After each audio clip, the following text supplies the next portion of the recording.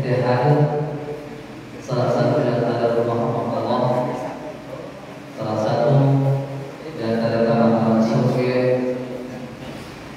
untuk jalan kita menuju insan yang bertakwa. Dan alhamdulillah telah sampai ke bulan Syawal, yang mana sebelum masuk Ramadan kita sangat berharap sekali kita bisa beribadah sampai pada bulan Ramadan. Dan ketika sudah masuk bulan Ramadan, 10 hari pertama, 10 hari kedua, dan sampailah kita di 10 hari yang ketiga, kita berharap agar kita bisa menyelesaikan Ramadan dan agar kita bisa menjadi insan yang bertakwa.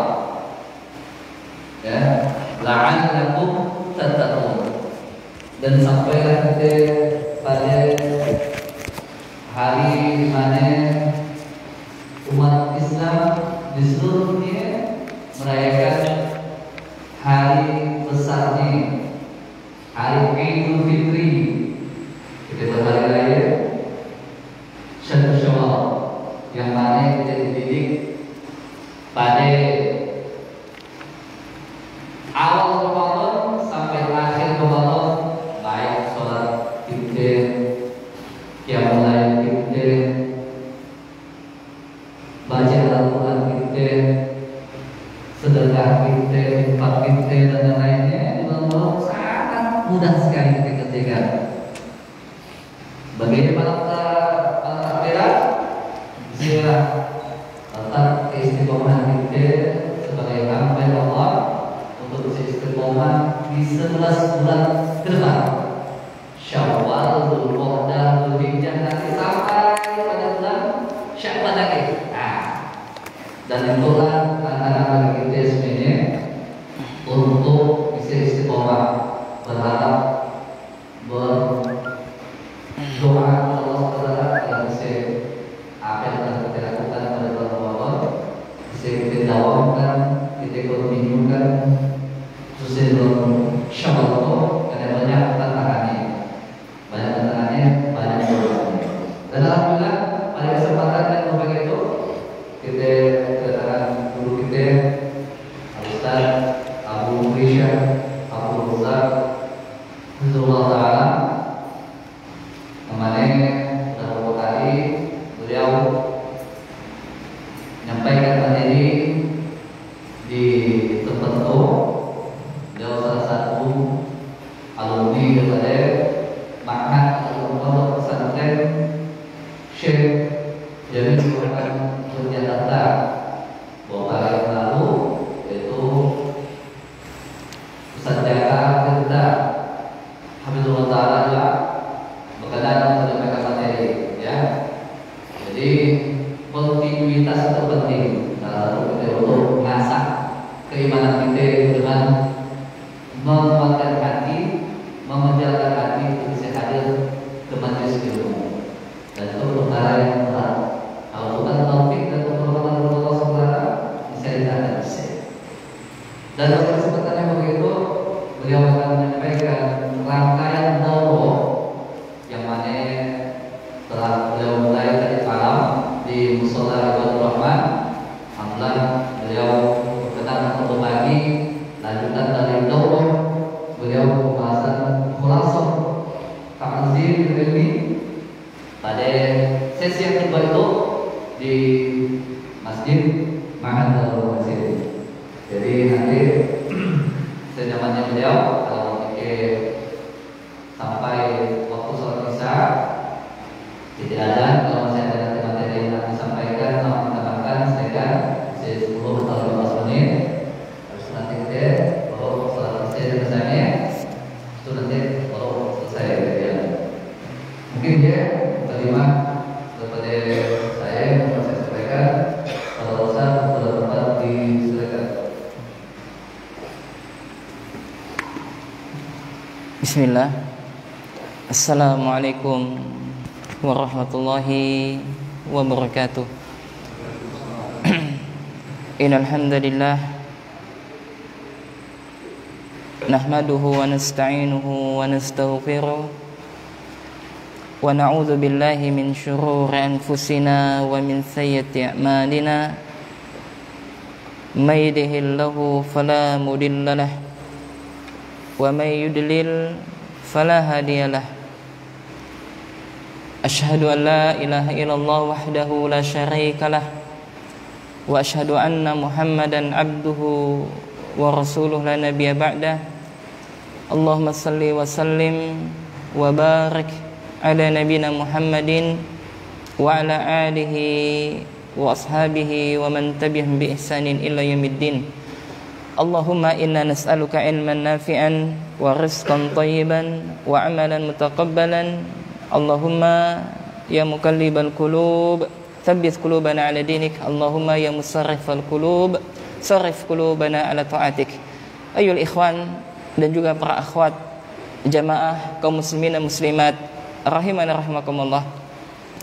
Kita akan melanjutkan daurah daripada kitab yakni Khulasah Ta'zimi Al-Ilmi yang ditulis oleh Syekh Dr. Shalih Al-Utsaimin hafizahullah ta'ala dan juga diterjemahkan oleh Al-Ustaz Abu Yusuf Ja'far LC hafizahullah ta'ala. Kita masuk kepada Al-Maq'idus Tsani. Ya, kita masuk kepada pokok kedua daripada pengagungan terhadap ilmu. Sebelum kita masuk kepada pembahasan, maka sejenak kita murojaah ya bahwasanya seseorang itu sangat penting untuk mengagungkan ilmu. Kenapa? Fa inna hadzal abdi minal ilmi, karena ketika seseorang dia mengagungkan ilmu, semakin besar pengagungan dia kepada ilmu dan semakin besar dia memuliakan ilmu, maka ya semakin mudah baginya untuk mendapatkan ilmu. Kemudian orang yang mengagungkan ilmu, maka mereka yang pertama lahat anwaruhu alaih, akan tampak cahaya ilmu daripada dirinya. Kemudian yang kedua, wa wafadat rusulu fununuhu ilaih, akan datang utusan ilmu untuk belajar kepadanya. Kemudian yang ketiga, walam yakun, ya, yakni apa? Dia akan senantiasa untuk memiliki tekad yang kuat bertalaki ya kepada ahli ilmu. Dan yang keempat adalah wala, dan dia akan merasakan yakni apa?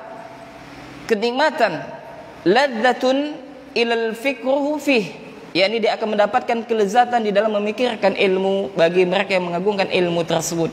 Dan pada pokok yang pertama bahwasanya disebutkan wadah ilmu itu yang pertama adalah hati. Hati. Kalau hati bersih, maka akan dimudahkan dalam mendapatkan ilmu. Bagaimana kita membersihkan hati kita? Dari dua hal. Penyakit hati. Yang pertama adalah syubhat, yang kedua adalah syahwat. Pertama adalah syubhat dan yang kedua adalah syahwat.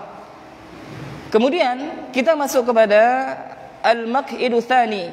Qala musannif hafizahullahu ta'ala, berkata penulis buku ini yakni Syekh Dr. Shalih Al-Utsaimin hafizahullahu ta'ala, beliau menyebutkan pokok yang kedua adalah yang harus kita perhatikan ketika dalam menuntut ilmu adalah ikhlasun niyati fihi.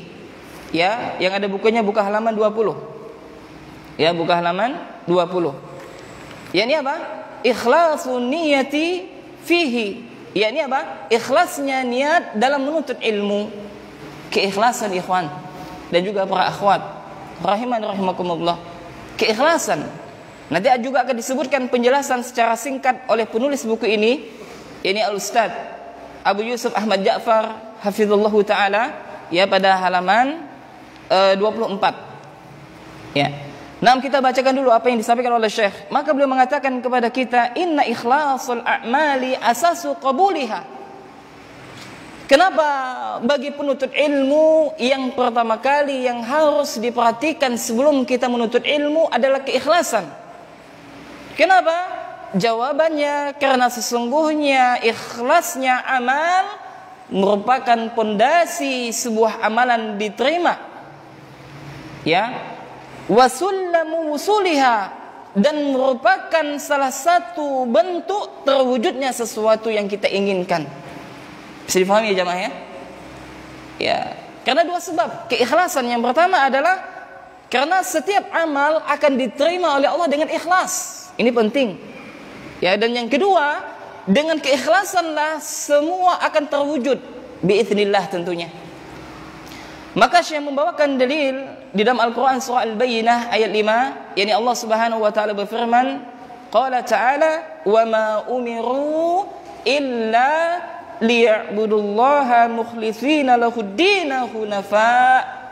Tidaklah mereka diperintahkan kecuali untuk beribadah hanya kepada Allah, mengikhlaskan peribadatan kepada Allah, ya, mengikhlaskan peribadatan hanya kepada Allah Subhanahu wa taala sebagai orang-orang yang hanif. Kemudian kata Syekh, beliau membawakan hadis yang diriwayatkan oleh fi sahihain, yakni maksudnya adalah Imam Bukhari dan juga Imam Muslim. An Umar radhiyallahu anhu anna Rasulullah sallallahu alaihi wa alihi wasallam qala, yakni Nabi sallallahu alaihi wa alihi wasallam bersabda, ya, innamal a'malu binniyat wa innama likulli imrin ma nawa. Setiap amalan itu tergantung pada niatnya dan setiap orang akan mendapatkan apa yang dia niatkan. Ya, ini adalah dalil tentang pentingnya keikhlasan. Nanti akan diberikan contoh oleh Syekh bagaimana akhir daripada orang ikhlas dalam menuntut ilmu.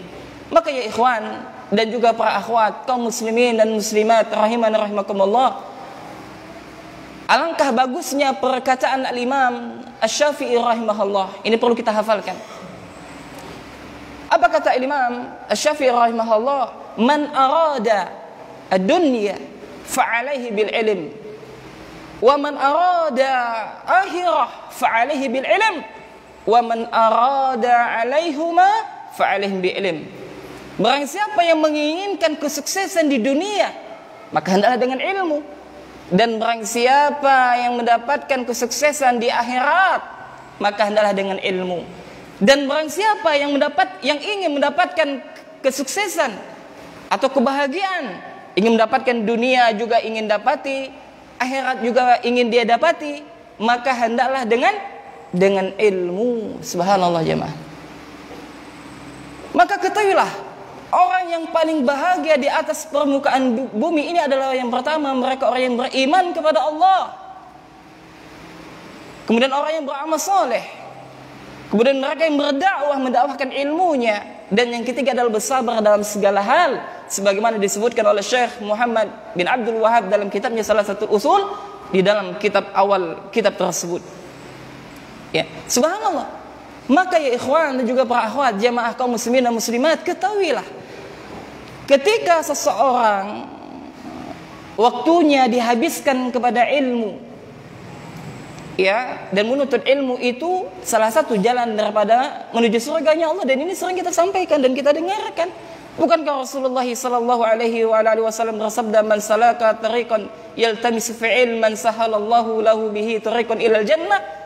Barang siapa yang berjalan dalam rangka untuk menuntut ilmu, maka dengan jalan tersebut Allah mudahkan baginya jalan menuju surga. Para ulama menyebutkan thariqah dalam menuntut ilmu ada dua macam. Yang pertama adalah berjalan secara hakikat. Dia dari rumah datang ke majelis ilmu. Subhanallah. Maka setiap putaran rodanya kalau dia ikhlas, maka setiap putaran itu juga bernilai pahala di sisi Allah Jalla wa'ala. Jihad fisabilillah. Dan makna yang kedua adalah sebagaimana para ulama mengatakan, sebagaimana disebutkan oleh Al-Ustaz Yazid bin Abdul Qadir Jawas dalam bukunya tentang menuntut ilmu jalan menuju surga, ya, dan juga para imam yang lain menyebutkan, ya, yakni metode dengan membaca kitab, mempelajari, menelaah kitab. Ini adalah khusus bagi mereka yang memiliki dasar-dasar ilmu syar'i, baik dari bahasa Arabnya, qawaid, dawabit, qawaid, ya, sehingga dia mumpuni, sehingga setiap itu dia mengambil faedah-faedah daripada ilmu tersebut. Maka ketika dia membaca buku, ketika dia mudzakarah, maka itu bagian daripada man salaka tariqan yaltamisu fi ilman. Ya, maka semuanya ibadah, kata Syekh, ya, bahwasanya keikhlasan itu akan merupakan pondasi tentang diterimanya amal seseorang. Ya, maka Syekh mengatakan wa ma sabaqa man sabaqa wala wasala man wasala minas salafi salihin.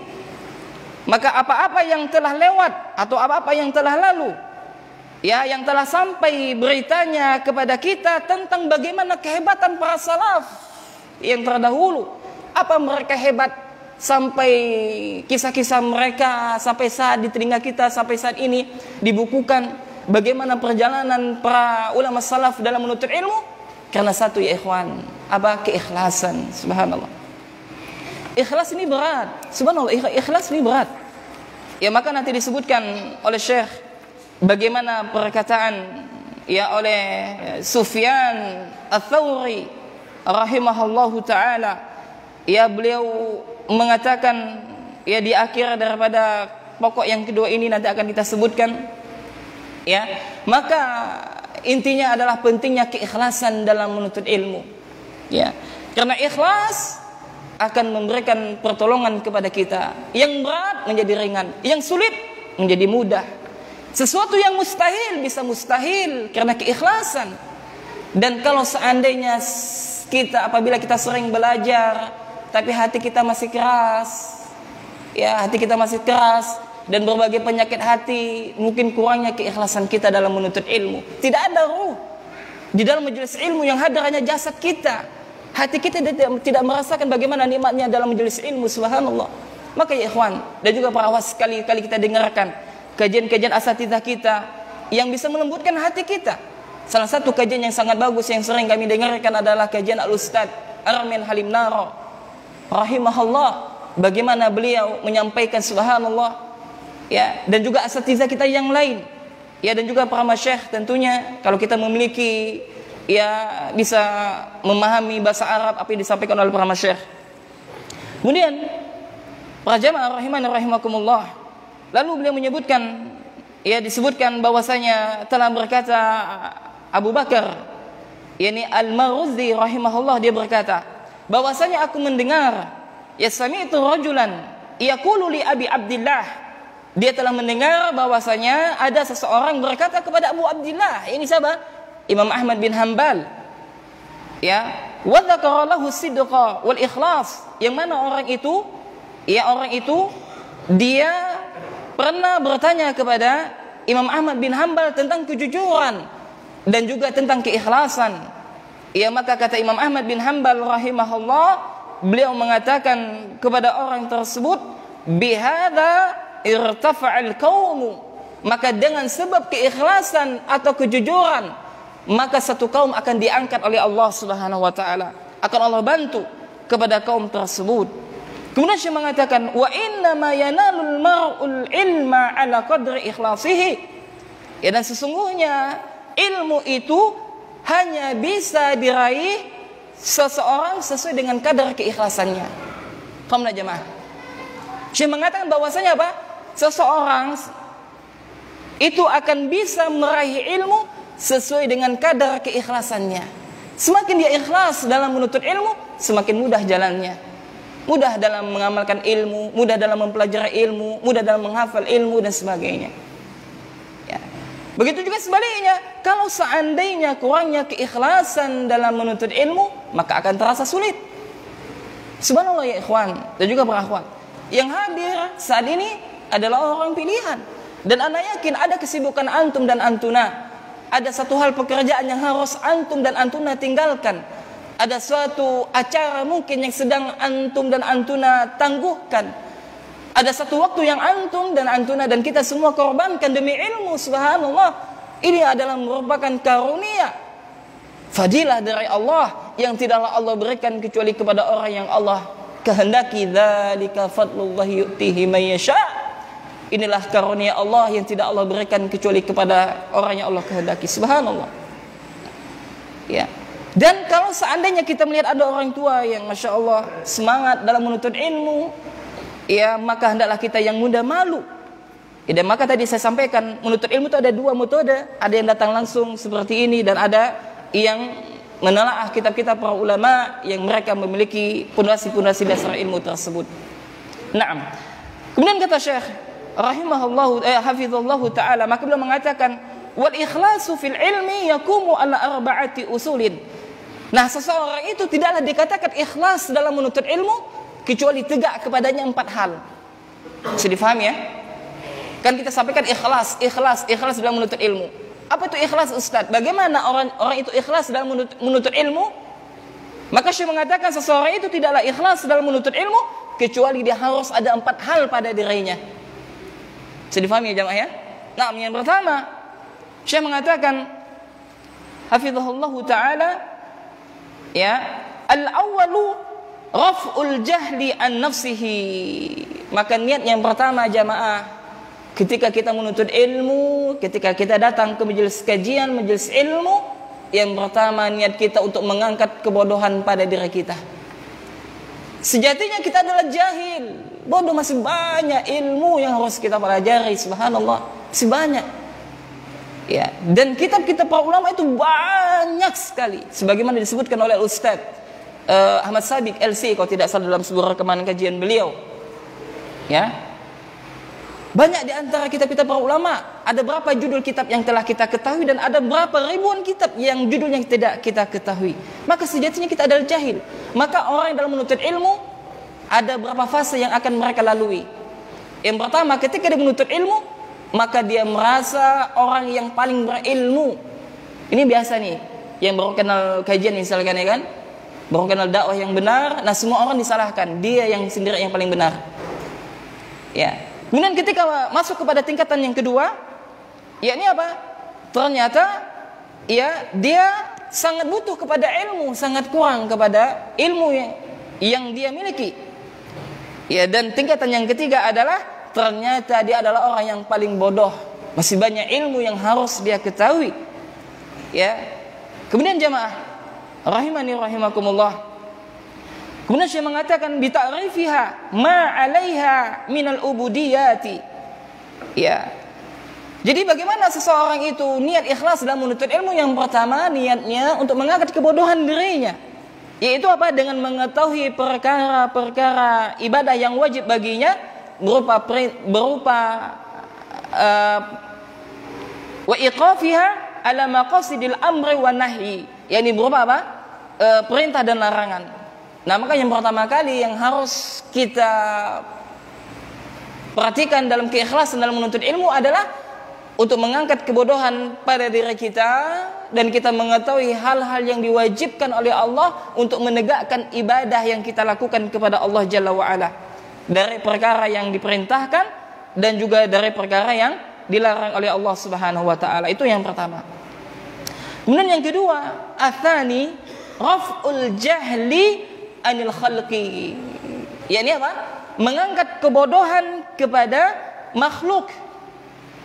Ya, ini apa? Niatnya apa? Untuk mengangkat kebodohan dari orang lain. Dengan apa kita mengangkat kebodohan tersebut?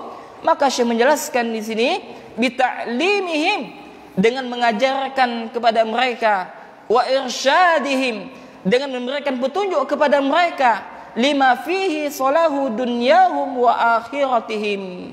Ya, dia apa? Dengan apa-apa yang bisa memberikan manfaat kepada dunia mereka dan juga kepada akhirat mereka.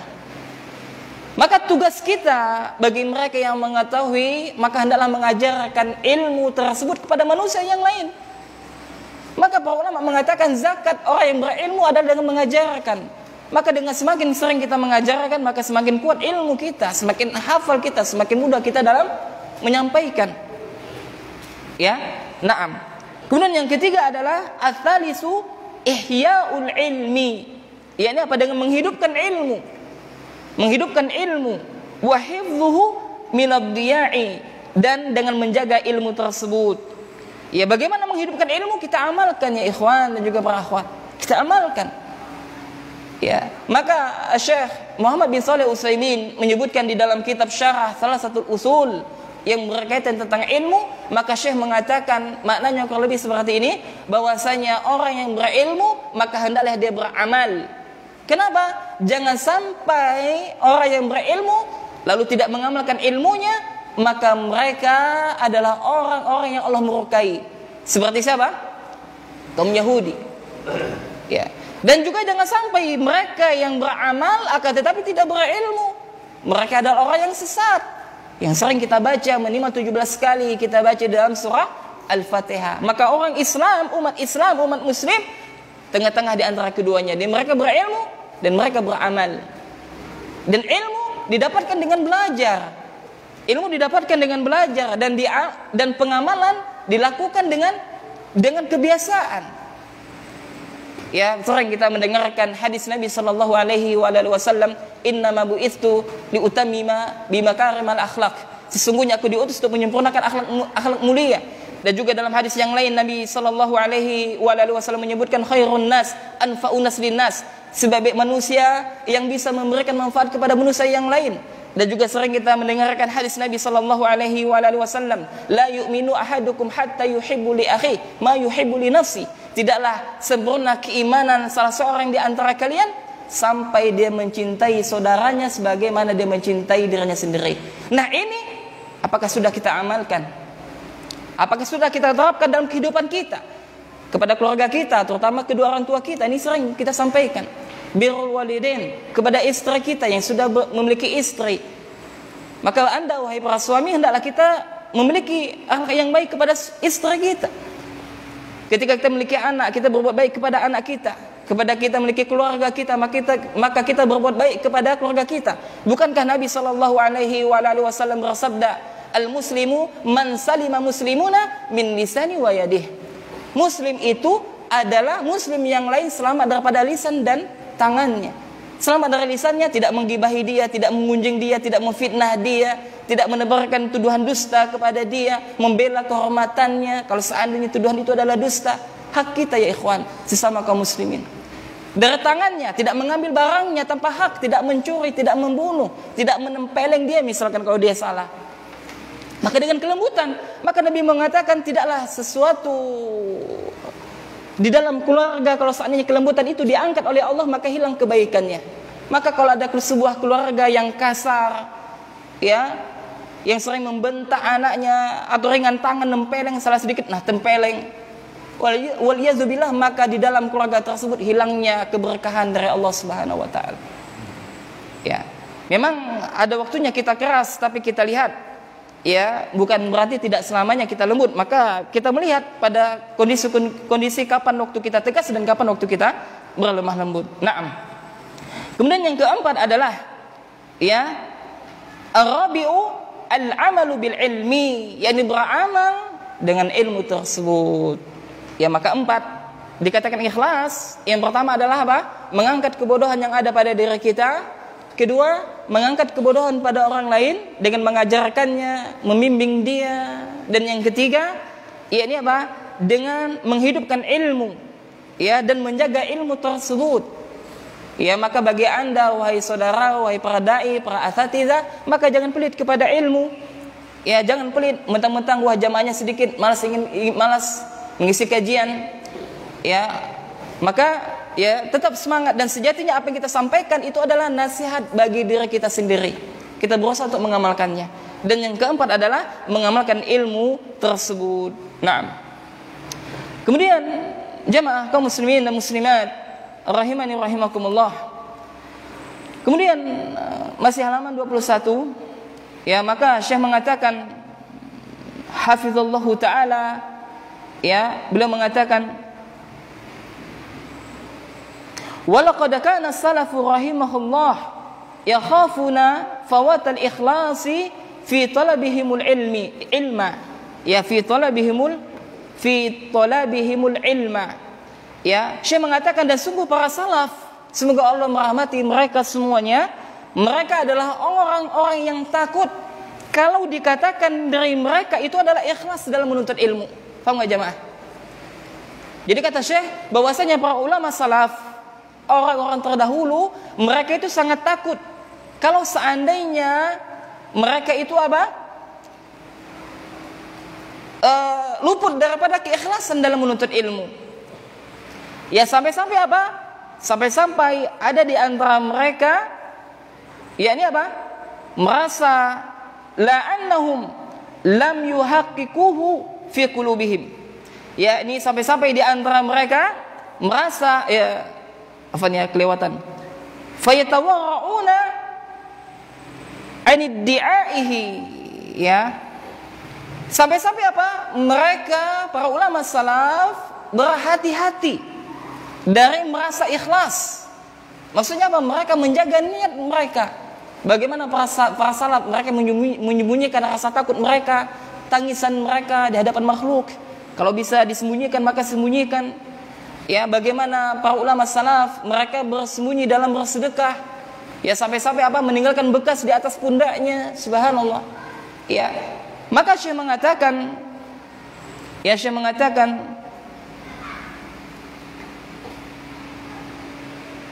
la'annahum lam yuhaqqiquhu fi qulubihim. Nah, bukan berarti mereka para ulama salaf tersebut tidak ikhlas di dalam hati mereka dalam menuntut ilmu. Nah, maksudnya begini jamaah. Maksudnya adalah bahwasanya Syekh menjelaskan kepada kita bahwa ulama salaf terdahulu mereka itu khawatir kalau seandainya diri mereka dalam menuntut ilmu hilangnya keikhlasan. Ya, sehingga apa? Mereka terus senantiasa menata niatnya. Ya, maka alangkah bagusnya perkataan qala Sufyan Ats-Tsauri. Ya, kita ringkas-ringkas karena berkaitan dengan waktu. Maka Sufyan Ats-Tsauri rahimahullah mengatakan ma'alajtu syai'an ashadda 'alayya min niyati. Beliau mengatakan tidaklah sesuatu yang lebih sulit untuk aku atasi. Maksudnya apa? Tidaklah sesuatu perbuatan amalan yang paling sulit untuk dilakukan oleh Sufyan, ya rahimahullah, ya kecuali apa? Yang berkaitan dengan alayya min niyati, kecuali berkaitan dengan niatnya. Kenapa? Li'annaha tataqallabu alayya, karena sesungguhnya hati itu sering berbolak-balik. Ya, hati itu sering apa? Berbolak-balik. Maka lebih jelasnya apa yang dikatakan oleh Sulaiman Al-Hashimi, rubbama uhaddisu bihadisin wahidin li niyatun.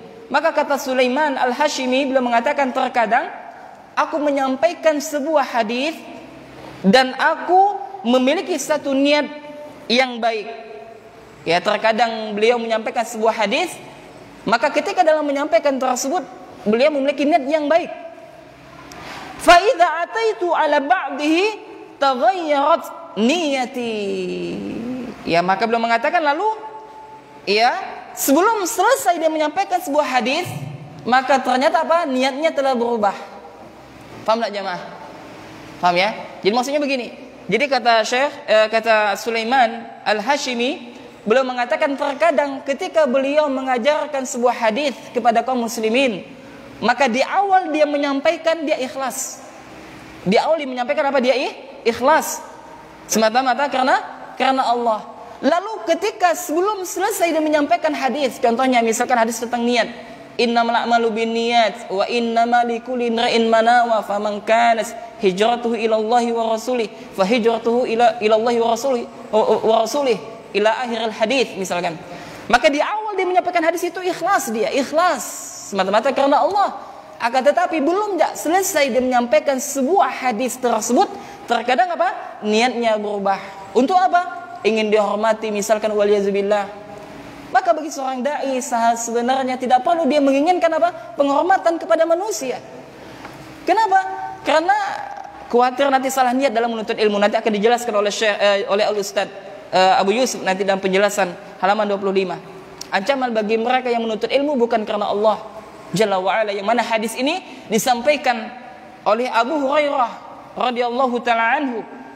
Ya, kalau tidak salah Abu Hurairah sampai beberapa kali pingsan dalam menyampaikan hadis ini. Ya, kalau tidak salah ya. Naam. Lalu kata Syekh rahimahullah, maka beliau mengatakan fa idzal hadisul wahidu yahtaju ila niyatin. Ya, maka beliau mengatakan ternyata menyampaikan satu hadis saja membutuhkan lebih dari satu niat yang baik, subhanallah jemaah. Paham nggak jemaah? Ternyata kata Syekh, menyampaikan satu hadis itu memerlukan apa? Membutuhkan lebih satu daripada niat yang baik. Karena sulitnya menjaga keikhlasan, ya Rabb, apalagi di zaman kita ini. Ya, maka salah satu penyakit para dai adalah ingin tenar, waliyadzubillah, ingin dianggap berjasa dalam dakwah, ingin dirahmati, ya, ingin merasa telah banyak memberikan distribusi dalam dakwah dan sebagainya. Ini adalah penyakit hati, waliyadzubillah, yang hinggap orang-orang soleh. Ini adalah ujian bagi kita semuanya. Mudah-mudahan Allah Jalla wa'ala menuntun kita kepada hati yang salim, yang sering kita sampaikan sebagaimana firman Allah, yauma la yanfa'u malun wala banun illa man atallaha biqalbin salim. Yaitu pada suatu hari, kata Allah, yang tidaklah berguna kecuali ini suatu hari tidaklah berguna harta dan anak-anak kecuali orang yang menghadap Allah dengan hati yang salim, hati yang bersih.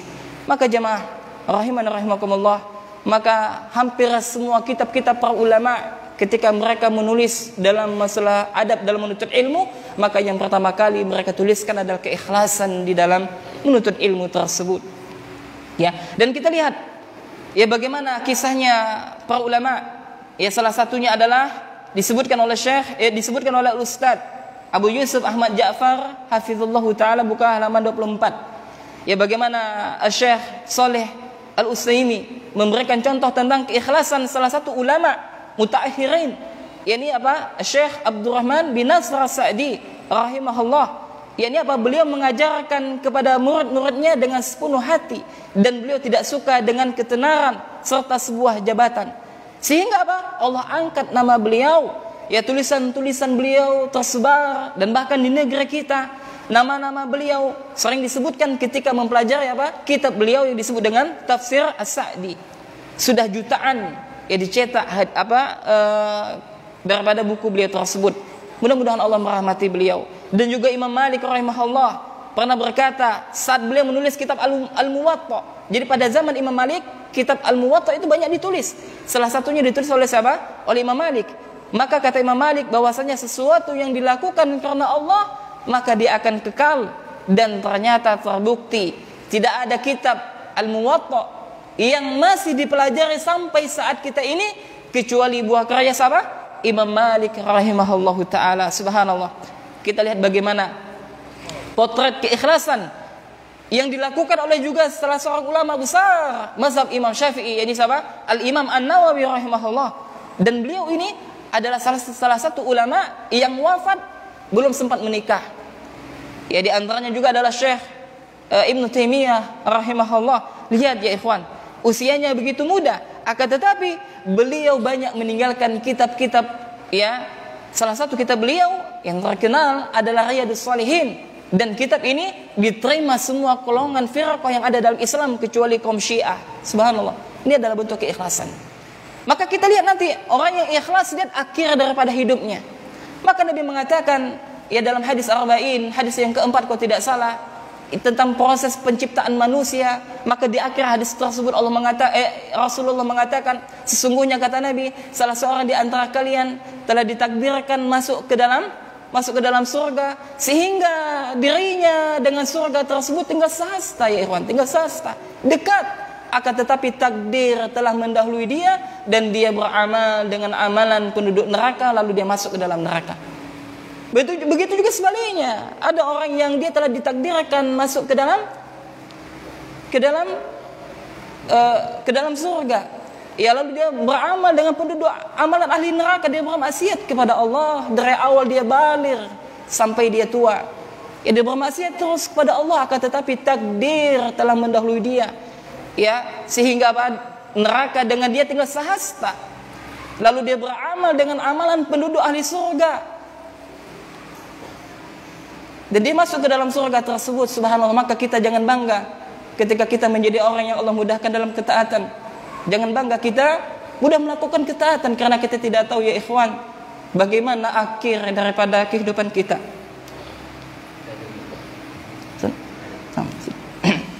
Baik, kita cukupkan azan dulu. Subhanakallahumma wa bihamdika asyhadu an la ilaha illa anta astaghfiruka wa atubu ilaik. Kita lanjut sedikit nanti setelah azan.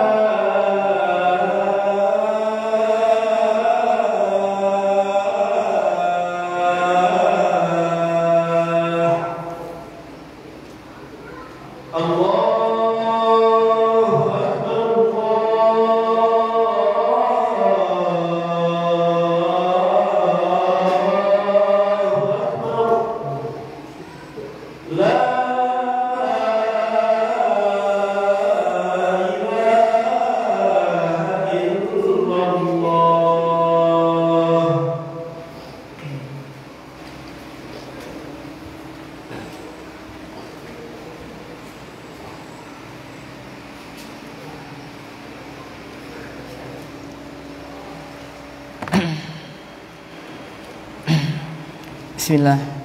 Alhamdulillah wassalatu wassalamu ala Rasulillah wa ala alihi wa ashabihi wa mawalah. Asyhadu an la ilaha illallah wahdahu la syarikalah wa asyhadu anna Muhammadan abduhu wa rasuluh la nabiyya ba'da. Baik jemaah kaum muslimin dan muslimat rahiman rahimakumullah, kita lanjutkan sedikit ya, kurang lebih 5 sampai 7 menit. Jadi berdasarkan hadis tersebut, para ulama menjelaskan bahwasanya orang yang ikhlas di dalam beramal, orang yang ikhlas dalam beramal, maka Allah mudahkan kelak ketika dia menghadapi sakaratul maut. Maka adapun orang yang kurang ikhlas dalam segala hal, maka nanti akan tampak di akhir hayatnya. Maka ya ikhwan dan juga para akhwat kaum muslimin dan muslimat, rahimani rahimakumullah. Di sini disebutkan oleh Ustaz Abu Yusuf hafizallahu taala pada halaman 25 tentang definisi dari ikhlas, yaitu berputar pada 4 hal. Yang pertama, dikatakan ikhlas yaitu ketika seseorang niatnya hanya untuk Allah Jalla wa Ala. Ya, niatnya hanya untuk Allah Subhanahu wa taala. Maka bukankah kita pernah mendengar bagaimana kisahnya Khalid bin Walid? Salah satu bentuk keikhlasan dia, ya dia menerima apa saja ketika ditunjuk oleh Rasulullah sallallahu alaihi wasallam di medan jihad. Dan juga bukankah para sahabat mereka mau ya mentaati pemimpin perang Sa'ad bin Abi Waqqas, siapa namanya sahabat yang memimpin perang pada usia yang relatif masih muda. Ya, ini menunjukkan tentang keikhlasan. Intinya apa? Ketika niat kita karena Allah, maka kita tidak mengharapkan pujian daripada makhluk. Kita tidak butuh pujian kepada makhluk. Dan yang seharusnya kita terima adalah bukan pujian, tapi apa? Kalau ada saudara kita memberitahu kesalahan kita, nah ini yang baik. Ini yang baik daripada pujian. Kenapa? Karena dengan pujian itu mendatangkan ujub dalam hati, waliyazubillah. Dengan pujian akan mendatangkan rasa bangga diri dalam hati kita, waliyazubillah summa na'udzubillah. Ya, dan juga kita tidak boleh memuji seseorang di hadapannya. Tidak boleh kita memuji orang tersebut. Kemudian yang kedua, tidak mengharapkan pujian manusia dalam beramal. Jadi barang siapa yang harapannya bukan karena Allah, misalkan dia mengharapkan pujian daripada manusia lalu tidak mendapatkan pujian tersebut, maka dia akan kecewa dalam beramal. Kemudian yang ketiga, kesamaan antara sesuatu yang tampak dan yang tersembunyi. Maksudnya apa? Ketika kita di hadapan orang, kita soleh, taat kepada Allah, maka ketika kita kesendirian, lebih daripada itu. Ya. Maka baik ada orang ataukah tidak, maka kita sama tetap istiqamah di dalam ketaatan kepada Allah Jalla wa Ala. Dan yang keempat adalah mengharap balasan di akhirat dari amalan yang dia lakukan. Kita tidak perlu harap balasan yang diberikan oleh makhluk, baik itu ungkapan terima kasih ataukah doa. Kalau kita melakukan kebaikan kepada dia, kita tidak butuh semua itu. Yang kita butuhkan apa, ikhwan? Dan juga para akhwat, jamaah kaum muslimin dan muslimat, yakni balasan pahala di akhirat nanti. Kemudian ya, dampak daripada tidak ikhlas dalam menuntut ilmu, ya salah satunya adalah tidak berbuah pahala dan juga ditolak. Maksudnya apa? Barang siapa yang dia beramal tidak ikhlas, maka dia tidak mendapatkan pahala dan ibadah yang dilakukan tertolak. Maka para ulama menyebutkan syarat daripada ibadah itu ada berapa? Ada 2. Yang pertama ikhlas, kedua adalah sesuai dengan tuntunan Nabi sallallahu alaihi wasallam. Ya, maka Rasulullah sallallahu alaihi wasallam bersabda, "Innallaha la yaqbalu minal amali illa ma kana lahu khalisan wa batughiya bihi wajhuhu." Sesungguhnya Allah taala tidak menerima amal perbuatan kecuali yang ikhlas dan dimaksudkan dengan amalan perbuatan itu mencari wajah Allah Jalla wa Ala. Faedah hadis ini yang bisa kita ambil adalah yang pertama, bahwasanya Allah tidak akan menerima ibadah seseorang kecuali dengan ikhlas. Yang kedua, penetapan tentang wajah bagi Allah. Ahlussunnah menetapkan Allah itu memiliki wajah. Akan tetapi ingat, laisa kamitslu syai'un wa huwas samiul basir. Tidak ada yang serupa dengan Allah. Ya, tidak ada sesuatu pun yang serupa dengan Allah. Ya, maka Ahlussunnah menetapkan Allah itu memiliki wajah, akan tetapi bagaimana wajahnya Allah kita tidak tahu. Ya, adapun sebagian kelompok yang menyimpang, mereka mentakwil atau mentaktil daripada wajah tersebut, ada yang mengatakan adalah pahala. Ya, maka Ahlussunnah ya meyakini tentang adanya wajah Allah. Maka perlu juga sekiranya kita mempelajari tentang akidah, tentang bab asma wa sifat. Buku yang sangat bagus dalam kitab asma wa sifat adalah Lum'atul I'tiqad. Ini ditulis oleh Al-Imam Ibn Qudamah. Ya, dan juga kitab juga yang bagus dalam Asma wa Sifat adalah kitab daripada Aqidah Wasitiyah. Ya, dan juga kitab-kitab yang semisal dengan kitab tersebut. Kemudian ya ikhwan, rahimana rahimakumullah, jamaah kaum muslimin dan muslimat, rahimana rahimakumullah. Dan ketika kita membaca dari ayat-ayat Al-Qur'an maupun hadis-hadis Nabi sallallahu alaihi wasallam tentang keutamaan menuntut ilmu, tentang fadilah menuntut ilmu, maka para ulama menyebutkan tidaklah semua dalil-dalil baik dari Al-Qur'an maupun dari hadis yang berkaitan dengan fadilah menuntut ilmu kecuali berlaku bagi siapa? Orang yang ikhlas dalam menuntut ilmu.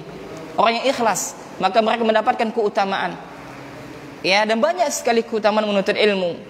Ya, akan tetapi sebaliknya, barang siapa yang mereka menuntut ilmu bukan karena Allah, mereka menuntut ilmu bukan karena mengharapkan wajah Allah, mereka menuntut ilmu untuk mendapatkan jabatan misalkan, atau mereka menuntut ilmu supaya dia dihormati di dalam kaumnya, atau ingin diustadkan, ya, atau ingin dimuliakan karena sebab ilmu yang dia miliki, maka ancamannya adalah mereka tidak mencium bau daripada surga.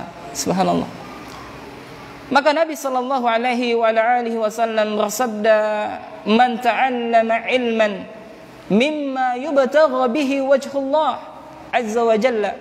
Barang siapa yang dia mempelajari sebuah ilmu, atau barang siapa yang menuntut ilmu yang seharusnya dia menuntut ilmu itu karena mengharapkan wajah Allah, ikhlas semata-mata karena Allah, lillahi ta'ala, la yata'allamuhu illa liyuthiba bihi ardan minad dunya.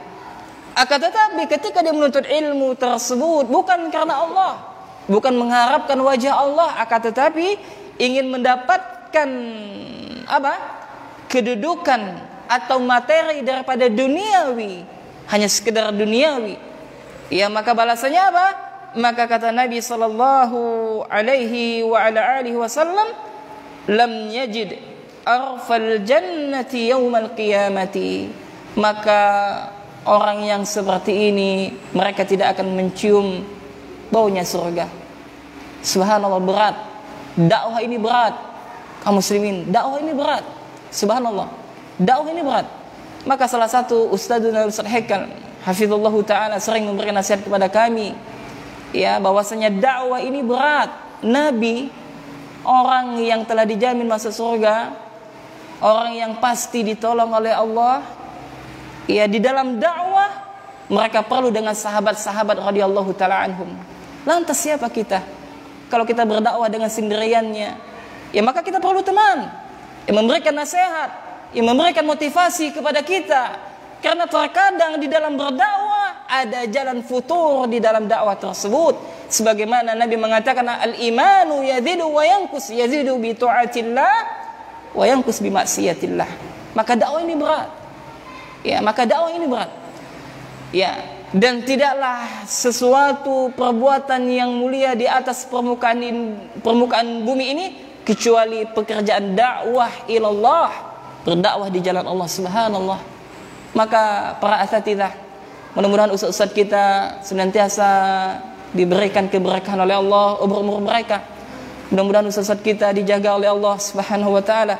Mudah-mudahan yang mungkin ada perselisihan di antara mereka, kita doakan hilangnya perselisihan tersebut, karena sudah sunnatullah. Ya, kita sebagai murid, maka kita berdiam dan kita mendoakan kebaikan kepada ustaz kita, ya ikhwan. Maka orang yang paling berjasa dalam kehidupan kita setelah kedua orang tua kita adalah ustaz kita, subhanallah. Ya, kita doakan. Pernahkah antum mendoakan ustaz antum? Pernahkah kita doakan mudah-mudahan mereka istiqomah di dalam ketaatan kepada Allah, ikhlas di dalam berdakwah? Ya, subhanallah. Maka alangkah nikmatnya hidup kalau seandainya kita mengamalkan hadis Nabi sallallahu alaihi wasallam, la yu'minu ahadukum hatta yuhibbu li akhi ma yuhibbu li nafsi. Terlebih kepada seorang ustaz yang Allah dan juga malaikat berselawat kepada mereka, subhanallah. Innallaha wa malaikatuhu yusalluna 'alan nasi. Yakni apa? Allah dan malaikat berselawat kepada manusia. Ini siapa? Yang yakni mereka yang mengajarkan, mu'allimun nas 'alal khair, mengajarkan kebaikan kepada manusia, subhanallah. mereka didoakan oleh Allah. Ya, ini apa? Allah berselawat, ini apa? Allah mengampunkan dosa mereka, Allah memberikan rahmat kepada mereka. Malaikat Allah sampai-sampai apa? Hitan, sampai-sampai ikan hiu di lautan, bahkan semut-semut di dalam lubangnya, subhanallah, apa? Memohon ampunan bagi siapa? Bagi orang yang mengajarkan kebaikan. Maka jangan sampai pensiun daripada menebarkan kebaikan. Ya, maka terus kita berdakwah menyampaikan yang benar, dan tentu dalam dakwah itu pasti ada rintangan, pasti ada cobaan ujian, baik itu dari musuh dakwah ataukah dari kalangan saudara-saudara kita. Intinya kita bersabar dan berdoa kepada Allah Jalla wa ala. Mudah-mudahan Allah memberikan keikhlasan kepada kita, yang mana dengan keikhlasan inilah yang akan membantu dakwah kita dan membantu segala hal. Demikian ya ikhwan, dan juga para akhwat yang dapat kami sampaikan, mohon maaf jika terdapat kesalahan. Yang benar tentunya datangnya dari Allah Subhanahu wa taala, yang salah dari kesalahan saya dan dari syaitan. Dan insyaallah kita lanjutkan doa kita pada malam besok. Kita masuk kepada pokok yang keberapa? Pokok yang ketiga, dengan tema jam'u himmatin nafsi alaih. Yakni apa? Membulatkan tekad dalam menuntut ilmu. Dan kalau seandainya ada di antara jamaah yang ingin menyelesaikan kitab ini, maka bisa nanti kita adakan hari Sabtu dan juga Ahad dari pagi sampai zuhur, sambil kita melihat nanti siapa yang ingin menyelesaikan buku ini. Naam, subhanakallahumma wa bihamdika asyhadu an la ilaha illa anta astaghfiruka wa atubu ilaik. Assalamualaikum warahmatullahi wabarakatuh.